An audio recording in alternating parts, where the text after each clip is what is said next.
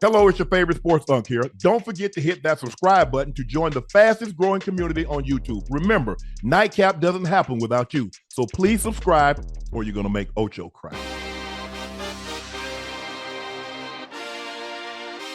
Jets Woody Johnson made headlines last week for some harsh comments he gave about Justin Fields. Johnson, it's hard when you have a quarterback with a rating that we got. If we could just complete a pass, it would look good. According to former Jets quarterback Jordan Travis, these aren't the only troubling comments Johnson has made to one of the team's quarterbacks. Despite dealing with serious leg injury, Travis remembers Johnson asking him, "Are you ever going to get healthy?"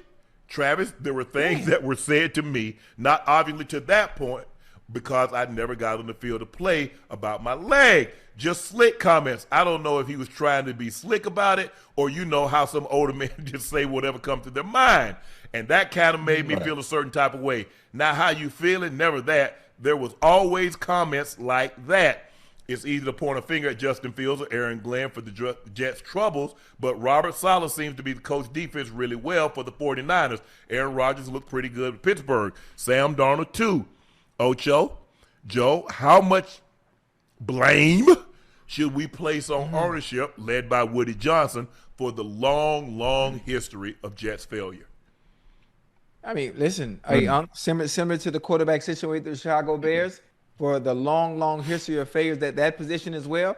I mean, management is to blame as well for the long failures for the quarterback position with the Jets. Most of the time, the identity for the Jets has always been their defense. That has always been the better part of the successful part of their team. Obviously, not this year, and obviously, offense not this year as well. But I thought, I really thought this was Justin Fields' year. Yeah.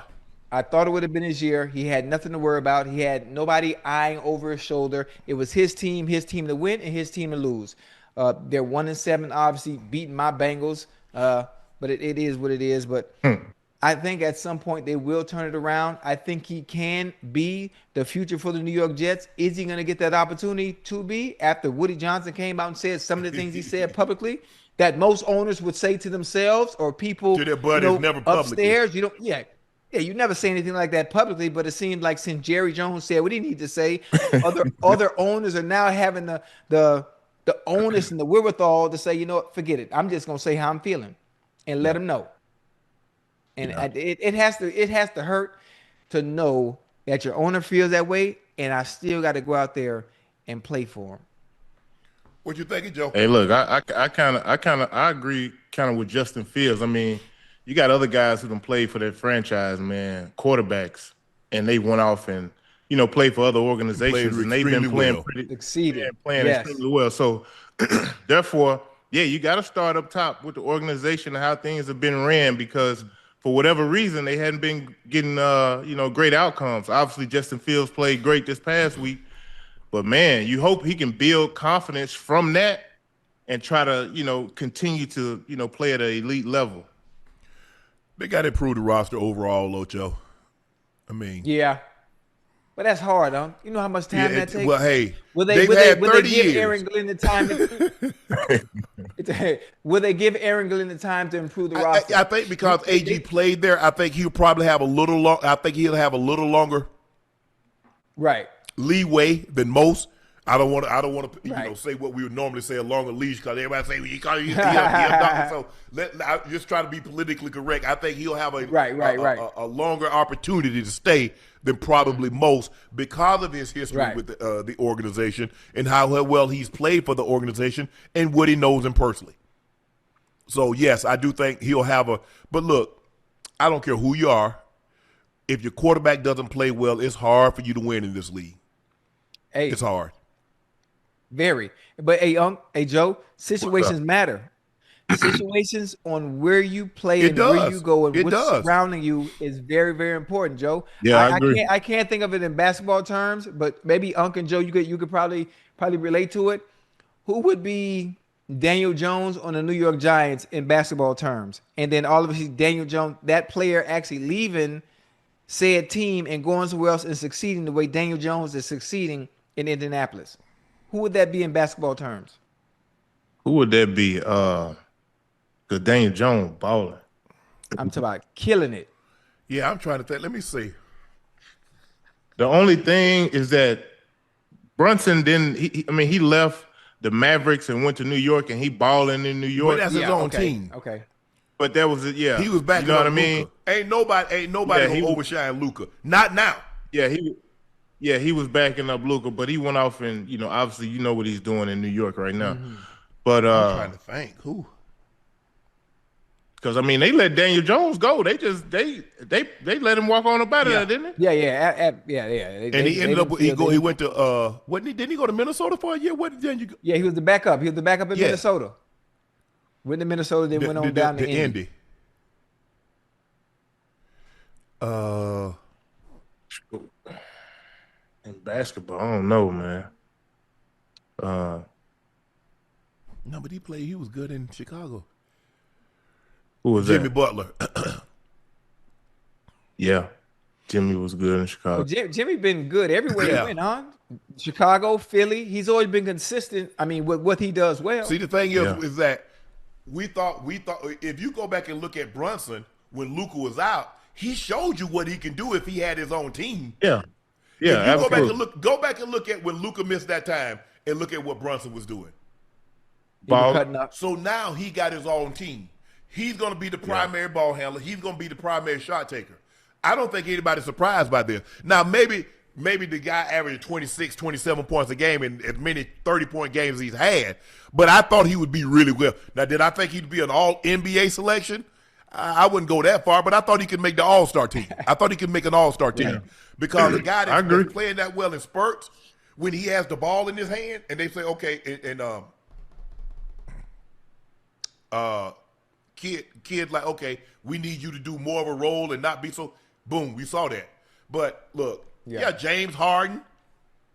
We saw what you remember he was 6th man of the year. Well, he was. I'm sure people thought he could be good, but not averaging 36 points a night good. Not changing the game good with that step back. Nah. Who else was like that? But Shea just didn't get a chance to play. If Shea got a chance to play, and plus, look, he was not going to do that with the Clippers. Not with Kawhi. You had just think about what you got with Kawhi. Kawhi was going to be the main ball handler. Shea's in a situation. Shea knows he can get as many shots as he wants, and he ain't stepping on nobody's toes. Yeah, the Clippers they wasn't going to wait for his development. No, they couldn't because Kawhi. You bring in Kawhi, and Kawhi wants to win now, and he basically said, if you don't get me Paul George, I'm going with the Lakers. Can you imagine Kawhi, LeBron, and AD, and then you playing in the basement with that? No, they had to. they had to do it, Ocho. Hold on. I have a question, Joe and Unc. What's up? If the Clippers knew what they knew now about Shea and how he would, they would have never traded him. They would never trade. Yeah. So how do you not see because that? Because he wasn't. How do you not see that? He was a rookie, Ocho, and no rookie because you got to realize he wasn't the first pick in the draft. He wasn't AD. He wasn't Zion that you're running your offense through. So now he's in a situation. He's the offense. So there's no possible way. It's just like James Harden. Now, people thought James could be good because he was a great ISO player. When KD and Russ went to the bench, James Harden was sensational. But sensational is averaging 16 points a game. He averaged 36. He had games where he went like 30, 40 games. He's getting 30 a night. 60-point triple-doubles, 50-point triple-doubles. But he knows it's a lot easier to play, Ocho, if you're the number one. And you know you're going to get 12, 13, 14 targets a game. Right. I understand that, right? But the basketball heads that are in the Clippers organization, those that have been watching the game, scouts, GMs, and understanding you have an eye for talent. There's a certain thing that we can see. It's called the it factor. It's called the eye test. Even if it's not his team, you can tell when a player is going to be special. You can look at them, their game, their skill set, what they can and what they can't do. And when you look at Shea's game on both ends of the court, that's somebody that you say, this MF is special. Hey, Ocho. I'm not letting him go. I think the Clippers knew he was special. I seen Doc Rivers. Yeah, he knew was coaching the Clippers at He said that was the hardest thing to put in the trade was to add Shea into that trade because he knew that Shea was going to be pretty good. Now, I don't know if he thought he was going to be MVP the man averaging good, 30. but he knew he was going to be good. And then on top of that, Unc and Ocho, you never know. Like for Shea, maybe that was great for his career because it probably put a little fire in him. On the show, You know what I mean? To be like, all right, they got rid of me. I'm going to show them. You know what I mean? And now he's playing at a level to where I don't think nobody's seen this, bro. He's a bucket. He's 30 points every night, give or take. I don't care how. I don't care what happened. He gonna have 30. And plus, Ocho, the biggest free agent available was Kawhi. Kawhi said, if you don't get me Paul George, I'm going to sign with the Lakers. Do you really want LeBron James, Kawhi Leonard, and AD in the building that you play in? Do you really want that to happen? Was that even possible? Yes, it was possible. Was that realistic? That was realistic. He was going home. Kawhi was going back to LA. I don't know. He didn't know what team yet, but he was going back to LA for sure. Okay. That's crazy how players, especially NBA players, can control where they want to go. They can pick and choose where they want to go. If they say I want to trade, I don't want to be here anymore. The team had no choice but to move them. Superstars. Well, you have to, because if a guy only has 1 year left on his deal, Ocho, and he's telling you, he ain't signing back in so many words, then you gotta trade him to get something back. You know what I mean? What doomed OKC was Kevin Durant walked out the door and didn't get nothing for him. Yep. Imagine if you could have traded him before. See, he walked out the door and you didn't get anything. Nothing. KD at his prime walks out of your door and you don't get anything for him. The same thing. Had the Clippers could have tried to play. Scott, the Clippers. The Pelicans could have tried to play hardball. But AT contract was coming up. Do you really want Anthony Davis to walk out of there and you don't get nothing for him? And you the Pelicans? Okay. Ain't nobody coming to no New Orleans. I'm sorry. It's a great city. I mean, the jazz and the food is amazing. But you're not getting superstars to come down to New Orleans. You're just not. So you don't have a choice. Right. Oh, that's crazy. So what do I do, Ocho? And like I said, yes, I think Doc realized that Shea was going to be good. But I don't know if Doc thought he'd be this good. Yeah, Coach Belichick, I agree. The reason why they kept Tom Brady, they kept 4 quarterbacks that year. Coach Belichick said with a little work, he thought he could be good. You thought he was going to be seven Super Bowls good? 15 Pro Bowls? You thought he was going to be the all-time leader in passes, touchdowns, wins, Super Bowl MVPs? You thought he was going to be that good? Because if you did, you'd have took him in the first round. You wouldn't have took him in the 6th round. Exactly. And you guess what? You'd have started him from day one. So you didn't know. You thought he could be good. Everybody like, oh, yeah, we knew Shannon. Bro, I was a 7th draft pick. Me making the team was a feat in and of itself, let alone being able to play 14 years and having the accomplishments. Everybody gets to say that after the fact, Ocho. Yeah, I knew that boy was going to make it. Oh, I knew. Oh, I saw him in high school. I told such and such, that boy going to make it. Right. Hey, it's a lot that has to transpire and a lot has to happen along that journey, man. You know what I mean? The things that mold us into becoming professional athletes, the things that we go through, man, it's ultimately it determines pretty much your longevity in the game or how you approach the game. So when you look at Shea, it's just like when I look at Shea, I'm like, dang, can you imagine him in LA in that new arena they got over there? Ooh. And think about it. That was another reason they're getting better to build a new arena. What do you need to go into a new arena, Joe? Superstars. Yes, superstars. Sir. People would tell me, let him walk out. Kawhi ain't better than SGA. Maybe not now.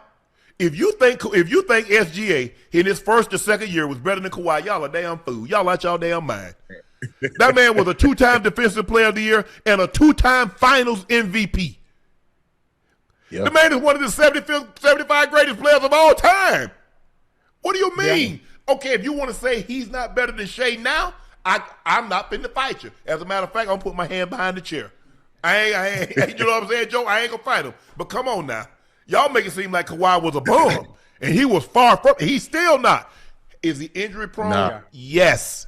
Has injury robbed him of some of his best years? Yes. But to say that SGA was better at that time is just not true. Because I remember before Jaja Pacheep shot stuck his foot up under Kawhi, they had Golden State down by like 18. Yeah. Kawhi was a great player. There's a reason why he's a two-time champion. He's a two-time defensive player of the year. He can play both ends of the court, and he can play it well. But injuries have robbed him of some of his best years. Hey, how tall is Kawhi? Kawhi like 6'7". 6'7", yeah. Okay.